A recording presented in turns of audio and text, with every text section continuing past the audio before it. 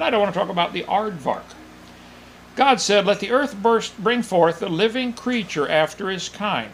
The living creatures were made out of, just right out of the dirt. God said, let the earth bring forth. He didn't touch them, all he did was speak. And they formed themselves right out of the dirt. Only God can do that. Cattle and creeping thing and beast of the earth after his kind. There are 10 times in the first chapter where it talks about after his kind. Not after his species, not after the kingdom, phylum, class, order, family, genus, species. Kind. If they can bring forth, they're the same kind. Anyway, it was so. And God made the beast of the earth after his kind, and the cattle after their kind, and every creeping thing that creepeth upon the earth after his kind. And God saw that it was good. And I just suspect when he made this one, he had a good laugh. There is nothing similar to an aardvark. What on earth? It's like pig. Nothing closely related. Aardvark means earth pig. Yeah, that's why it looks like Yeah, a pig with a strip it's not a on it. pig though. I mean, it's just way different than a pig. The aardvark, found all over Africa, southern Africa, below the Sahara Desert. The name aardvark comes from the African word meaning earth pig. According to National Geographic, although the aardvark looks like a pig, especially with its body and snout, aardvarks actually share common ancestors with elephants and golden moles. If you can't look at an elephant and a mole and the aardvark and see they're related, you need to go to college for years to learn to be that stupid. They are not related. Okay, whales and aardvarks related. You gotta be. Anyway, this is where they live in the yellow area of Africa. They primarily live off of termites and ants.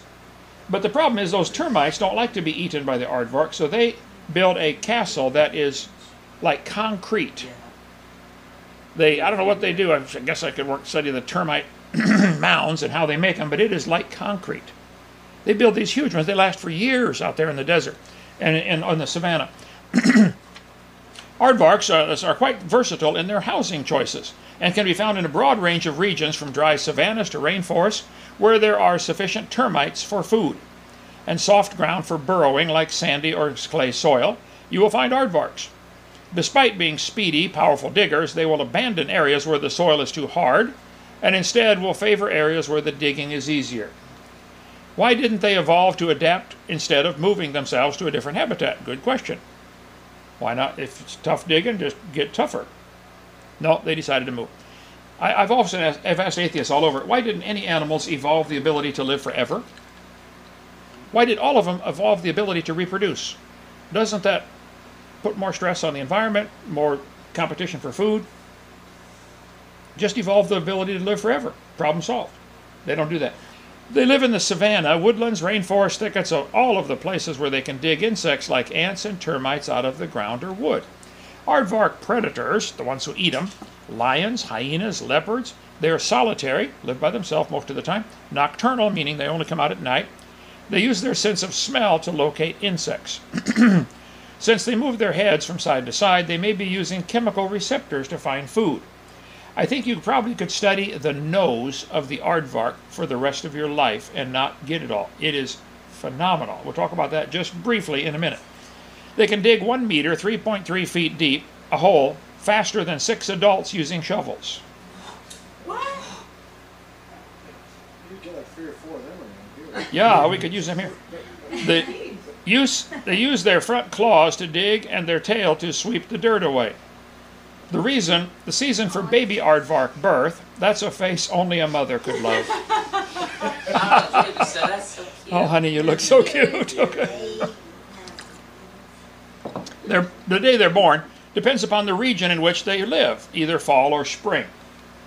Their gestation, they're pregnant for 7 months. Baby aardvarks are around 4 pounds at birth. They drink mom's milk until about 3 months of age, even though they start hunting with her around 2 weeks of age. They usually only give birth to 1 baby at a time.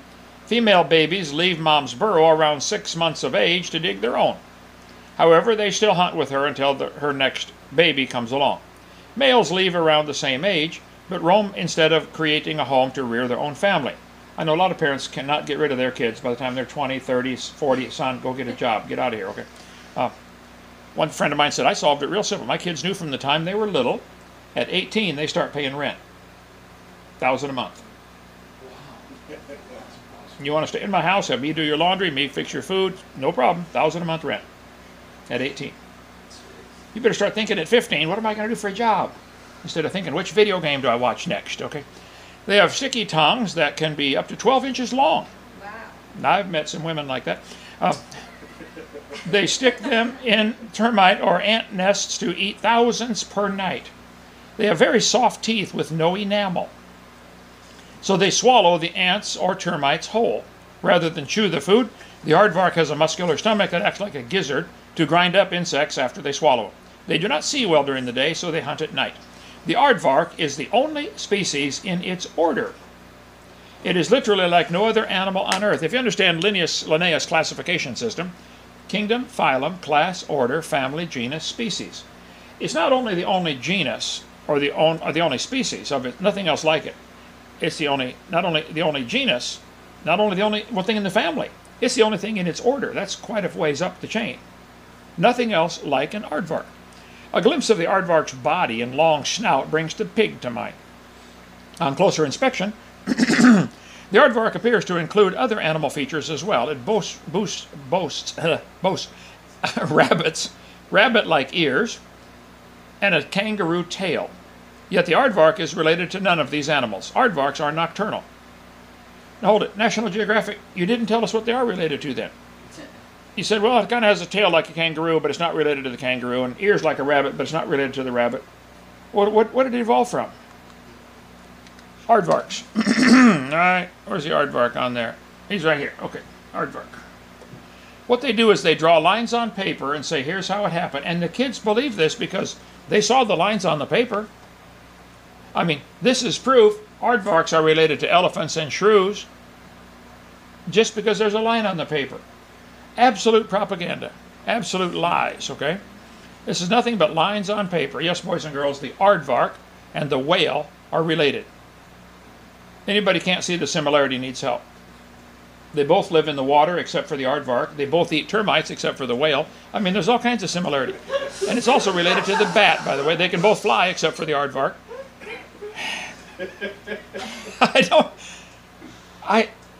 This is the 21st century and people still believe whales and aardvarks and bats are related. I am stunned. Aardvarks, you have to have an incredible imagination, and I bought something just for you evolutionists tonight. I couldn't believe I spent the money on this today, but I did. Just for you. Oh my.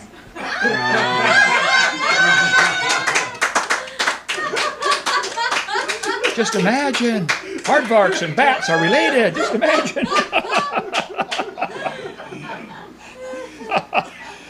You've got to have help. Aardvarks resemble various animals. The sparse hair on their bodies, their arched back, the appearance of a snout, and the end of their long, narrow face earns them the resemblance of a pig. They have ears like a rabbit, webbed feet like a duck, and claws like a bear, and the tail of a kangaroo. Who put this thing together? Their long tongue resembles that of a mother-in-law. I'm sorry, of an anteater. But they don't belong in that family tree. They don't? Not related to the anteater. There's an anteater. Now, they also eat ants. That's any clue in the name. Mm-hmm. But it's not related to the aardvark. Aardvarks are incredible. Aardvarks are classified as omnivores, meaning they'll eat anything. You have insectivores, and they eat only insects. There's carnivores, eat only meat. But they are far more specialized than that. They are truly insectivores, consuming termites and ants exclusively. When food is scarce, they are forced to. Aardvarks will eat other soft-bodied insects or wild melons. Aardvarks have an excellent sense of smell, which they use to find food, and wonderful hearing, which they use to keep from becoming food. The aardvark is the only species in its order. The aardvark's entire body is built around eating termites. Their strong shovel-like claws, you should watch the videos on YouTube about an aardvark digging into a termite mound. I don't know how to clip a YouTube video out and put it in here yet. They're hard enough to break through the outer crusts of termite mounds, and some of the termite mounds are huge. Like really huge. Like really, really huge. That's a termite mound. And the termites are all blind. But they're running around in there, making holes in the mound enough to keep airflow going to keep the thing a certain temperature. Whoa. Air-conditioned termite mound built by blind architects. That eating wood. Yeah. That's incredible. They say New York City was laid out by a drunk Indian on a blind mule. Streets going every which way, you know. Their 1.5 foot long sticky tongue can extend down tunnels and chambers, lapping up the insects inside. When confronted with a particularly large mound, the aardvark will stand on its back legs, bracing itself with its thick tapering tail, much as a kangaroo would. The aardvark's head is elongated and its snout has hairs and fleshy folds. I'll show you in a minute. At the end of his nose there are little bits of flesh. They can hear or feel the termites crawling inside. And ants. What does it take to feel a termite crawling? How long did it take the aardvark to evolve this nose? And they can close their nostrils to keep the dirt out while they're digging. Can you close your nostrils to keep the dirt out? How did that evolve?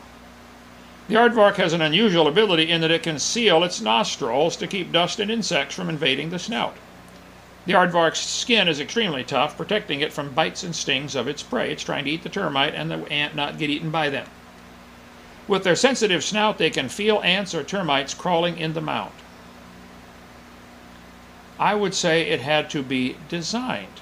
What is wrong with that? Why does that rub people the wrong way? You know, the worst moment for an atheist is when he's grateful and has no one to thank. I like studying different animals, and I can look at them and say, wow, God, you are amazing. I can lay down and look at the stars and say, wow, God, you're awesome. I can pick up a flower and look at it and say, wow, what a mighty God we serve. Don't you wish you could do that? You could have fellowship with the God of the universe, but instead you reject him, willingly ignorant. Textbooks say 18 or 20 billion years ago, all the matter in the universe was concentrated into one very dense, very hot region that may have been much smaller than a period on this page. So all the aardvarks were in that dot, weren't they? Think about it. I don't believe you could squeeze a bowling ball into a dot smaller than a period on a page. And sure not going to squeeze all the aardvarks and the whole Earth and the moon and the planets and the sun and all the other stars. Now, if you want to believe this kind of garbage, you go ahead, but that's not science. That is nonsense. And anybody with half a brain and one eye knows that's nonsense. But there's the books beside you over there. I got several hundred of them. Biology, earth science. Read them. This is what they're teaching the kids. And this is junior high book. Discover magazine. Where did everything come from? Right down here. The universe burst into something from absolutely nothing. Zero. Nada. And if you believe that, you need your head examined. Something is, you got a screw loose somewhere. You lost your marbles. As it got bigger, it became filled with even more stuff that came from absolutely nowhere. This is a science magazine. You got to have help to be that stupid. How's that possible? Ask Alan Guth. His theory of inflation helps explain everything. Oh, let me talk to you, Alan. Alan said the observable universe could have evolved from an infinitesimal region. It's then tempting to go one step further and speculate that the entire universe evolved from literally nothing. This guy is otherwise intelligent. But you have got to be a complete fool to believe something like that. Everything came from nothing. And nothing exploded and inflated, and here we are. It all came from a dot. Here's right from the textbook. Nothing really means nothing. Boy, you got to be at least that smart to write a book. He said not only matter and energy would disappear, but also space and time. However, physicists theorized that from the state of nothingness, the universe began in a gigantic explosion. Since its formation, this is a second grade book. Since its formation 4.5 billion years ago, the Earth has changed. Life has evolved on Earth. They're teaching the kids the aardvarks came from a rock. Nobody knows how a mixture of lifeless chemicals spontaneously organized themselves into the first living cell. That's correct, Davies. Nobody knows it didn't happen. Wikipedia talks about primordial soup. Oh yes, it came from just a chemical evolution of particles that contained carbon in the primordial soup. We all came from primordial soup. Evolution encompasses, this is from Berkeley. Evolution encompasses a wide range of phenomena, from the emergence of major lineages to mass extinctions to the evolution of antibiotic-resistant bacteria in hospitals today. However, within the field of evolutionary biology, the origin of life is of special interest. Now, I've had hundreds or dozens and hundreds over my lifetime, but dozens on my YouTube channel say, evolution doesn't include the origin of life. That's a different topic. You're either lying or you're stupid. Yes, it does. You have to have something to evolve. How did life get started? And it is part of the theory. Many lines of evidence help illuminate the origin of life: fossils, carbon dating, radiometric dating, phylogenetics, chemistry, etc. However, since new evidence is constantly being discovered, boy, is that wishful thinking, hypothesis about how life originated may change. Now think what they just said. We know it happened, but we're not sure how. So we're going to have to change our hypothesis of how. How did life evolve? There's another option, guys. It didn't. It's important to keep in mind that changes to these hypotheses are a normal part of the process of science, and they do not represent a change in the basis of evolutionary theory.